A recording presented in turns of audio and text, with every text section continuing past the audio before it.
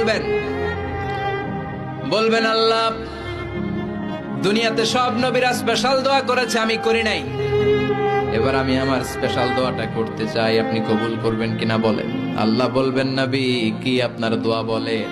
বিশ্ব নবী বলবেন আমার একটা উম্মত যার অন্তরের মধ্যে যাররা পরিমাণ ঈমান আছে, একবার আপনারে আল্লাহ বলে ডেকেছে, একবার আমি বিশ্ব নবীর উপর দুরূদ পড়েছে, একবার শাহাদাতের বাণী আমার যে গুনাহগার উম্মত দুনিয়ার বুকে থেকে ঘোষণা দিয়েছে, ওই একটা উম্মত যদি জান্নাতে ঢুকতে না পারে আপনি আমারে জান্নাতে ঢুকাতে পারবেন না। আল্লাহ বলবেন সাল তুতা, সাল সাল তুতা, ওয়াশফা তুশাফা, শাফাত করেন নবী করেন, যার জন্য দোয়া করবেন আমি কবুল করে নেব। দুনিয়াতে বিশ্বনবী কম কষ্ট সহ্য করে নাই, 3 বছর শিয়াবে আবি তালেবে জেল খেটেছে। কয় বছর?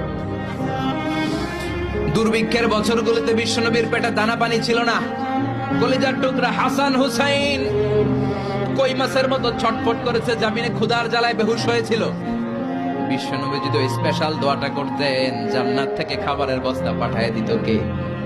ওই দোয়া করছিলেন? জেলখানায় আল্লাহরে বলছিলেন আল্লাহ স্পেশাল দোয়া করলাম, জেল থেকে মুক্ত করে দেন, করছিলেন?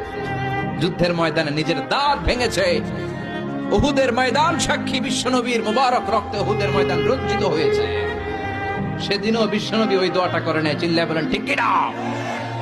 তায়েফের ময়দানে বিশ্বনবী কয়েকটা জায়গায় 3 জায়গায় বেহুশ হলেন, বিশ্বনবীর মুবারক দেহ বেয়ে রক্ত ঝরলো। ওই কঠিন বিপদের দিনও বিশ্বনবী এই দোয়াটা করেছেন নাকি? কথা বলেন।